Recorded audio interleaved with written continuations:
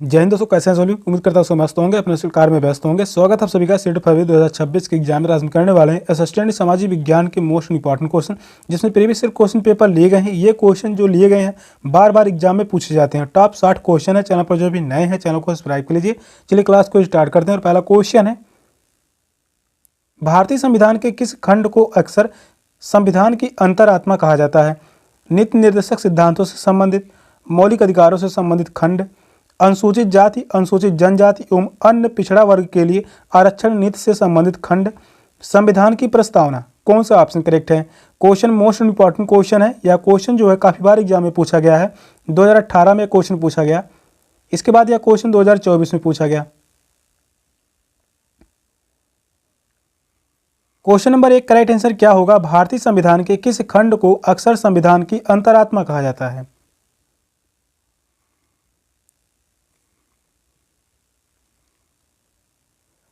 मौलिक अधिकारों से संबंधित खंड। सेकंड ऑप्शन करेक्ट है, मौलिक अधिकारों से संबंधित खंड। मौलिक अधिकार का आशय अंतःकरण या अच्छे बुरे की पहचान से होता है। इन अधिकारों को भारतीय संविधान के अंतर्गत अनुच्छेद 14 से 32 में दर्शाया गया है। मौलिक अधिकारों से संबंधित जो खंड यानी अनुच्छेद हैं, अनुच्छेद की बात कर लें, अनुच्छेद 14 से लेकर अनुच्छेद 32 तक मौलिक अधिकारों से संबंधित अनुच्छेद हैं। सेकंड ऑप्शन करेक्ट है। नेक्स्ट क्वेश्चन है, लोकसभा के लिए कितने सदस्य मनोनीत हो सकते हैं? एक भी नहीं, 2, 4 या 12? कौन सा ऑप्शन राइट है?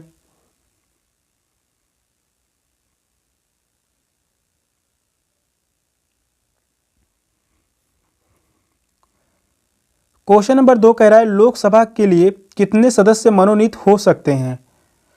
2 सदस्य मनोनीत हो सकते हैं। सेकंड ऑप्शन करेक्ट है, 2। लोकसभा में कुल सदस्यों की संख्या 545 है। लोकसभा में कुल सदस्यों की संख्या 545 है। इसमें 2 सदस्य राज्यसभा से नियुक्त होते हैं। ये दोनों सीटें एंग्लो इंडियन समुदाय के लिए आरक्षित है।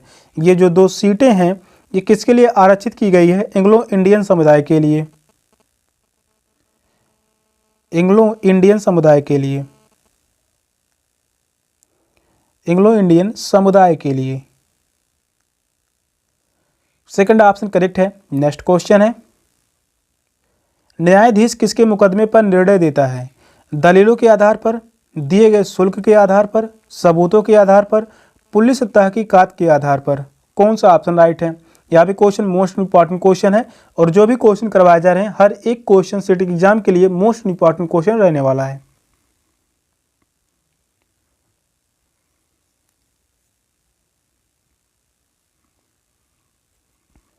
क्वेश्चन नंबर 3 का राइट आंसर क्या होगा? न्यायाधीश किसी मुकदमे पर निर्णय देता है सबूतों के आधार पर। थर्ड ऑप्शन करेक्ट है, सबूतों के आधार पर। सबूतों के आधार पर न्यायाधीश द्वारा किसी मुकदमे में निर्णय सुनाया जाता है।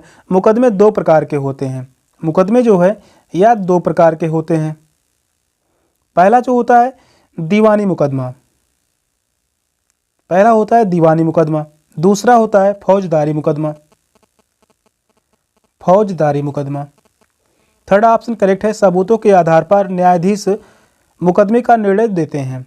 नेक्स्ट क्वेश्चन है, निम्नलिखित में से किस पंथ पर आदिवासी प्रभाव परिलक्षित होता है?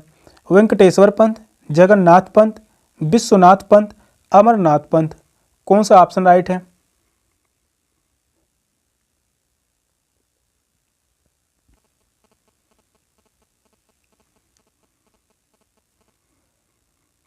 क्वेश्चन नंबर 4 कह रहा है, निम्नलिखित में से किस पंथ पर आदिवासी प्रभाव परिलक्षित होता है? जगन्नाथ पंथ। सेकंड ऑप्शन करेक्ट है, जगन्नाथ पंथ। जगन्नाथ पंथ या संप्रदाय पर आदिवासी समुदायों का प्रभाव है। जगन्नाथ का अर्थ होता है विश्व गुरु। जगन्नाथ का अर्थ होता है विश्व गुरु, विश्व गुरु। इन्हें हिंदू द्वारा पूजा जाता है। इन्हें जो है हिंदू द्वारा पूजा जाता है तथा ये विष्णु के अवतार माने जाते हैं। सेकंड ऑप्शन करेक्ट है, जगन्नाथ पंथ। नेक्स्ट क्वेश्चन है, दस्त, पेचिश, हैजा जैसी बीमारियों को रोका जा सकता है स्वास्थ्य शिक्षा के द्वारा, बेहतर स्वास्थ्य सुविधाओं के द्वारा, सुरक्षित पेयजल उपलब्ध कराकर, सस्ती दवाइयाँ उपलब्ध कराकर? कौन सा ऑप्शन राइट है?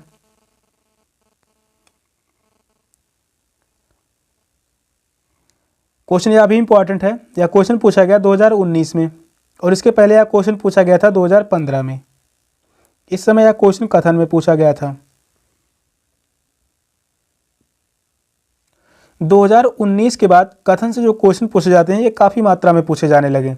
ये क्वेश्चन 30 से 35 क्वेश्चन तक रहते हैं कथन से एसएसटी में। एसएसटी में टोटल क्वेश्चनों की संख्या 60 रहती है और यहाँ से जो भी क्लास कर रहे हैं डेली 55 से 58 क्वेश्चन एग्जाम में कर आएंगे, ये पूरी गारंटी है।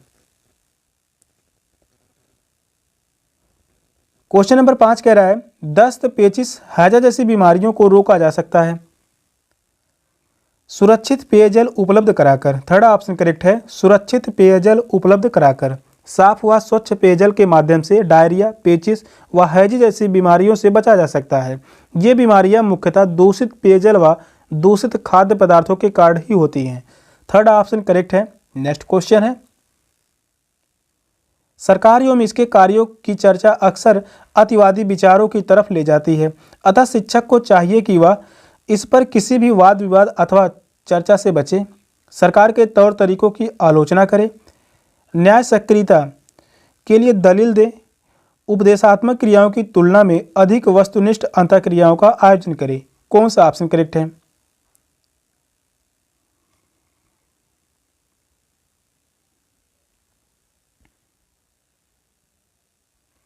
यह क्वेश्चन जो है पेडागॉजी से है, इंपॉर्टेंट क्वेश्चन है। पेडागॉजी से टोटल क्वेश्चन 15 से 20 क्वेश्चन रहते हैं, इंपॉर्टेंट है। क्वेश्चन नंबर 6 का राइट आंसर क्या होगा? सरकार एवं इसके कार्यों की चर्चा अक्सर अतिवादी विचारों की तरफ ले जाती है, अतः शिक्षक को चाहिए कि वह उपदेशात्मक क्रियाओं की तुलना में अधिक वस्तुनिष्ठ अंतःक्रिया का आयोजन करे। फोर्थ ऑप्शन करेक्ट है। छात्रों व शिक्षकों के मध्य परस्पर अंतःक्रिया से ही छात्रों का संपूर्ण विकास संभव होता है। सरकार संबंधी चर्चा में वस्तुनिष्ठ अंतःक्रिया तथा परिमोत्तर प्रश्नों को वरीयता देनी चाहिए। फोर्थ ऑप्शन राइट है। नेक्स्ट क्वेश्चन है, संयुक्त राज्य अमेरिका में नागरिक अधिकार आंदोलन चलाया गया था अफ्रीकी अमेरिकी के लिए मौलिक अधिकारों की मांग के लेकर, समान अधिकार तथा नस्ल भेद को समाप्त करने की मांग को लेकर, महिलाओं के लिए मताधिकार की मांग को लेकर, वृद्धों के लिए सामाजिक सुरक्षा की मांग को लेकर। कौन सा ऑप्शन करेक्ट है?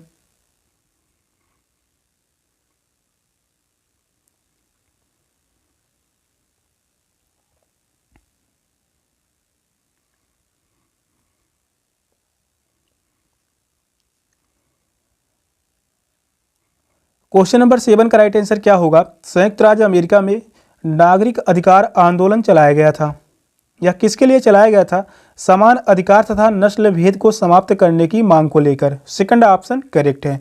संयुक्त राज्य अमेरिका में नस्ल भेद को समाप्त करने के लिए तथा सभी को समान अधिकार दिलाने हेतु नागरिक अधिकार आंदोलन प्रारंभ किया गया था। यह 1950 सदी के मध्य में प्रारंभ किया गया था। इस आंदोलन का प्रारंभ कब हुआ था? 1950 में। इस आंदोलन को चलाया गया 1950 में। किसके लिए? समान अधिकार तथा नस्ल भेद को समाप्त करने की मांग को लेकर। यह क्वेश्चन कथन में पूछा जा चुका है। नेक्स्ट क्वेश्चन है,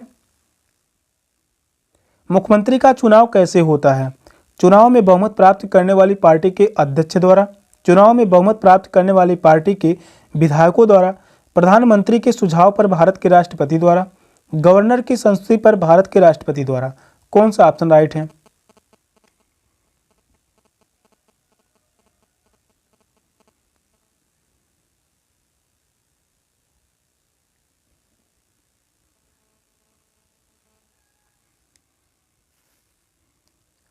क्वेश्चन इंपॉर्टेंट है। यहाँ से यह क्वेश्चन पूछा गया था 2013 में। इसके बाद यही क्वेश्चन 2014 में पूछा गया। क्वेश्चन नंबर 8 कह रहा है मुख्यमंत्री का चुनाव कैसे होता है? मुख्यमंत्री का चुनाव होता है चुनाव में बहुमत प्राप्त करने वाली पार्टी के विधायकों द्वारा। सेकंड ऑप्शन करेक्ट है। चुनाव में बहुमत प्राप्त करने वाली पार्टी के विधायकों द्वारा मुख्यमंत्री का चयन किया जाता है। इस क्वेश्चन का आंसर है ऑप्शन बी। नेक्स्ट क्वेश्चन है, निम्नलिखित में से कौन सा लिंग मूलक भेदभाव प्रदर्शित करता है? लड़कियां लड़कों से ज़्यादा मेधावी होती हैं, लड़कियां केवल घर के काम काज कर सकती हैं, लड़कियां उन तमाम कार्यों को कर सकती हैं जो लड़के कर सकते हैं। वहीं फोर्थ ऑप्शन कह रहा है लड़कियों को लड़कों के समान अवसर मिलने चाहिए। कौन सा ऑप्शन करेक्ट है? यह भी क्वेश्चन जो है पेडागोजी से है और यह क्वेश्चन लिंग मूलक भेदभाव को प्रदर्शित करता है, यानी रूढ़िवादिता से संबंधित यह क्वेश्चन है जो कि 1 से 2 क्वेश्चन मिलते हैं एग्जाम में एसएसटी में। क्वेश्चन नंबर 9 कह रहा है निम्नलिखित में से कौन सा लिंग मूलक भेदभाव प्रदर्शित करता है?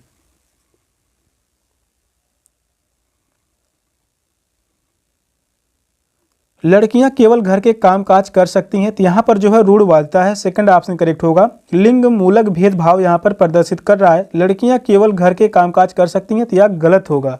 लैंगिक रूढ़िवादिता के कारण समाज में स्त्री और पुरुष हेतु विशेष भूमिका व गुण निर्धारित किया जाता है। कक्षा में इस प्रकार के लैंगिक रूढ़िवादिता को समाप्त करने के लिए शिक्षक द्वारा लड़कियों व लड़कों की भूमिका में कुछ समय के लिए बदलाव करने का प्रयास करना चाहिए। उदाहरण के लिए हम लिख सकते हैं, लड़कों को सफाई का कार्य तथा लड़कियों को लड़कों के काम देने चाहिए। इस संबंध में शिक्षक द्वारा छात्रों को उचित मार्गदर्शन भी प्रदान करना चाहिए। सेकंड ऑप्शन करेक्ट है। नेक्स्ट क्वेश्चन है, लोकतंत्र में संचार माध्यम एक महत्वपूर्ण भूमिका निभाते हैं। देश और संसार के बारे में समाचार देने और उनमें होने वाली घटनाओं पर चर्चा करने में, वस्तुओं का विज्ञापन करने में, ताकि लोग अपनी पसंद की वस्तुओं को खरीद सकें। थर्ड ऑप्शन कह रहा है क्रिकेट के आयोजन का प्रसारण करना तथा ताकि लोग घर बैठे देख सकें। विभिन्न प्रकार के मनोरंजन की चीज़ों प्रस्तुत करना। कौन सा ऑप्शन करेक्ट है?